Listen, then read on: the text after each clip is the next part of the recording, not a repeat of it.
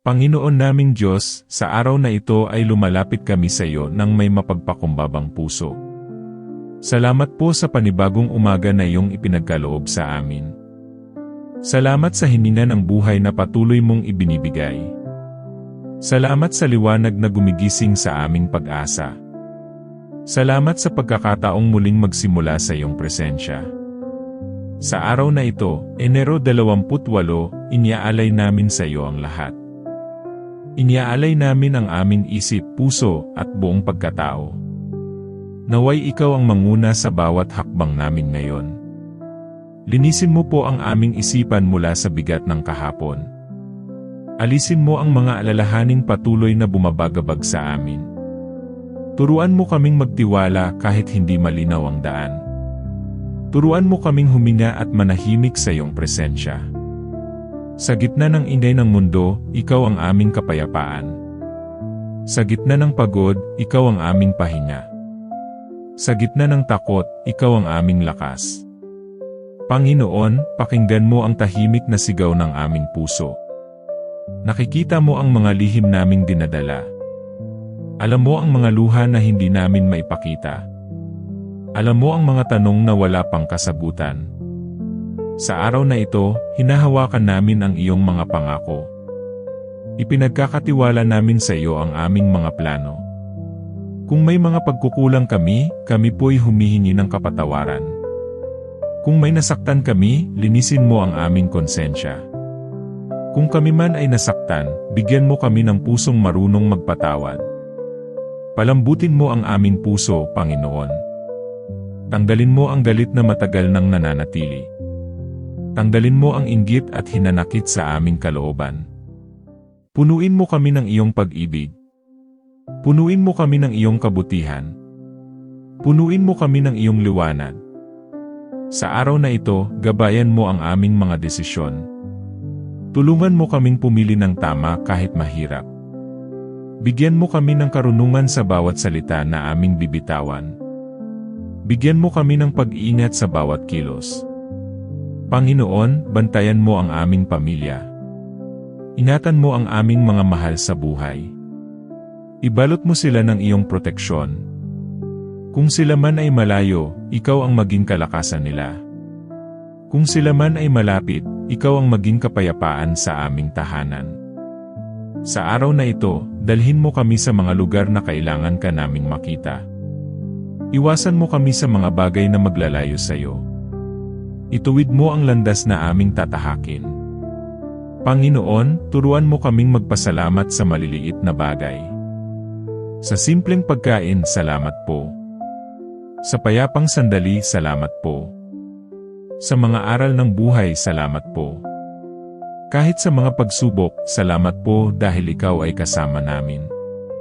Sa araw na ito, palakasin mo ang aming pananampalataya. Tulungan mo kaming huwag sumuko sa gitna ng paghihintay. Tulungan mo kaming magtiwala sa iyong tamang oras. Kapag kami ay nanghihina, ikaw ang aming sandigan. Kapag kami ay nalilito, ikaw ang aming liwanag.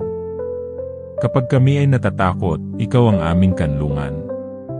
Panginoon, ipaalala mo sa amin na hindi kami nag-iisa. Na sa bawat sandali, ikaw ay naroroon. Na sa bawat hakbang, ikaw ay gumagabay. Sa araw na ito, piliin naming manalig sa iyo. Piliin naming umasa sa iyong kabutihan. Piliin naming magpahinga sa iyong mga kamay. At habang nagpapatuloy ang araw na ito, samahan mo kami. Ihanda mo ang aming puso para sa mga susunod na sandali.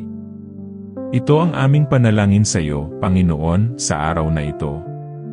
Panginoon, habang nagpapatuloy ang araw na ito, nananatili kaming kumakapit sa iyo.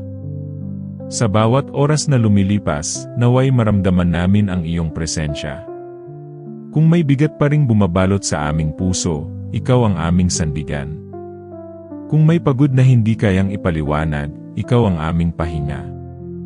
Turuan mo kaming magtiwala kahit hindi malinaw ang bukas.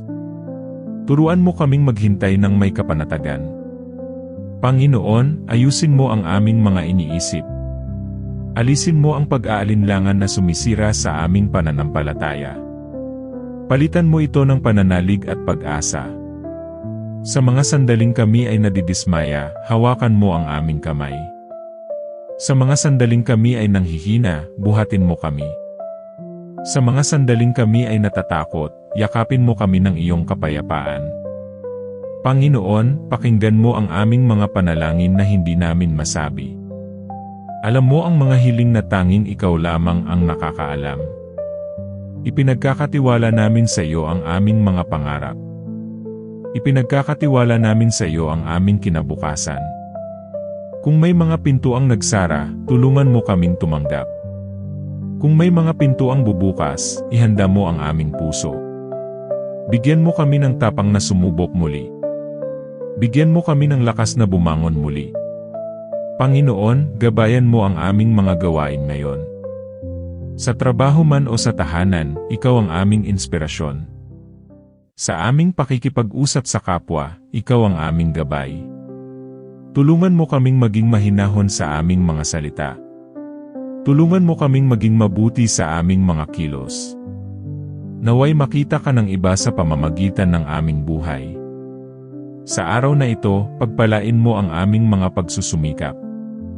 Hindi man agad makita ang bunga, patibayin mo ang aming loob. Turuan mo kaming magtiyaga ng may pananampalataya.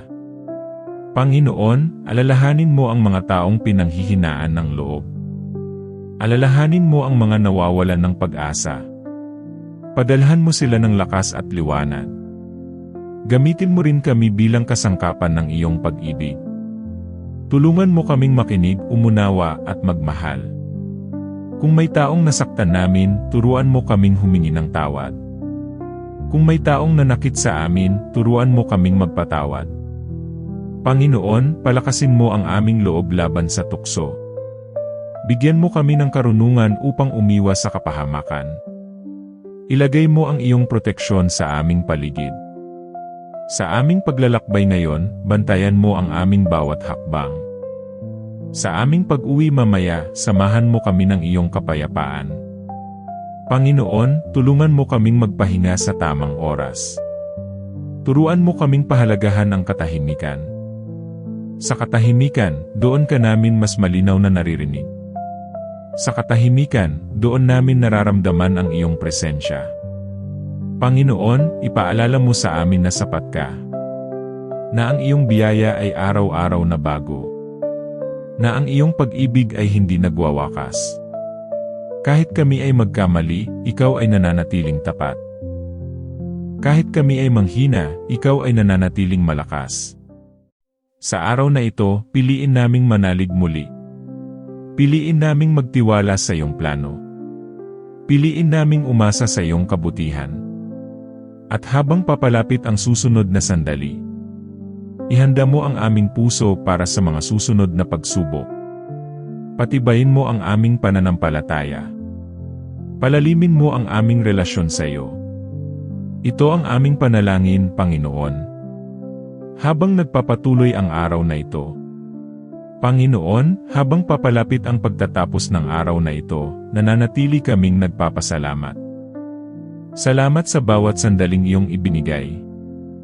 Salamat sa lakas na kahit hindi namin napansin ay iyong ipinagkaloob. Salamat sa mga pagsubok na humubog sa aming pananampalataya. Salamat sa kapayapaang unti-unti mong ibinabalik sa aming puso. Kung may mga sandaling kami ay nadapa, salamat dahil hindi mo kami iniwan. Kung may mga oras na kami ay nag-alinlangan, salamat dahil ikaw ay nanatili. Panginoon, iniaalay namin sa iyo ang lahat ng aming naranasan ngayong araw. Ang mga tagumpay na maliit man o malaki.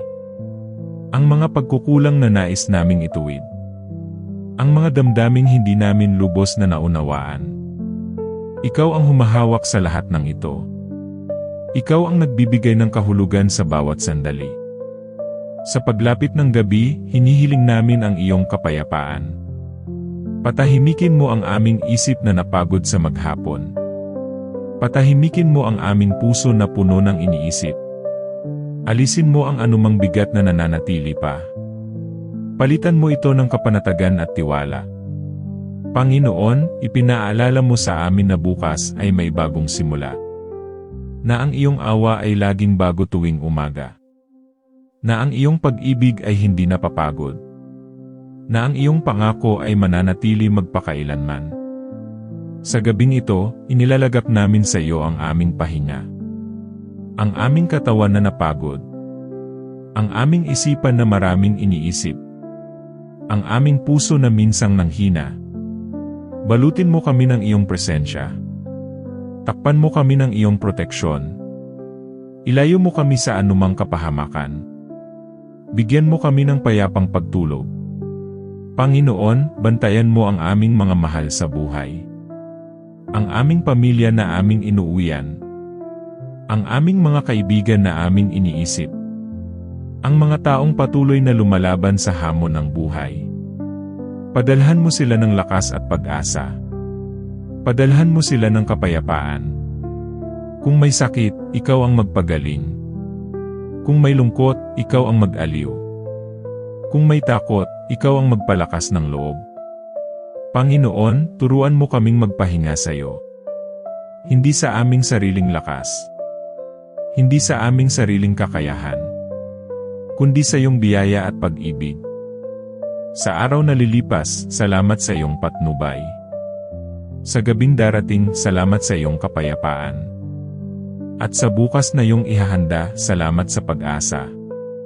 Panginoon, isinusuko namin ang lahat sa iyo.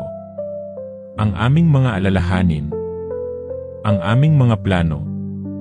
Ang aming mga pangarap. Ang aming mga takot. Ikaw ang bahala sa lahat. Ikaw ang may hawak ng aming buhay. Ikaw ang aming Diyos na tapat. Ikaw ang aming sandigan magpakailanman. Sa pagtatapos ng panalangin ito, pinipili naming magtiwala. Pinipili naming manalig. Pinipili naming umasa. Pinipili naming magpahinga sa iyong presensya. Ito ang aming panalangin. May pasasalamat at pananampalataya. Sa pangalan ng aming Panginoon. Amen. Bago tayo magtapos, nais kong ipaabot ang isang paalala. Hindi ka nag-iisa sa mga laban na iyong pinagdadaanan. May Diyos na nakikinig sa bawat dasal ng iyong puso. Kung ang panalangin na ito ay nakapagbigay sa iyo ng kapayapaan, lakas, o pag-asa, hinihikayat kitang ibahagi ito sa iyong pamilya, kaibigan, o kahit kanino na nangangailangan ng dasal na iyon. Maaaring ang simpleng pag-share mo ay sagot sa panalangin ng iba.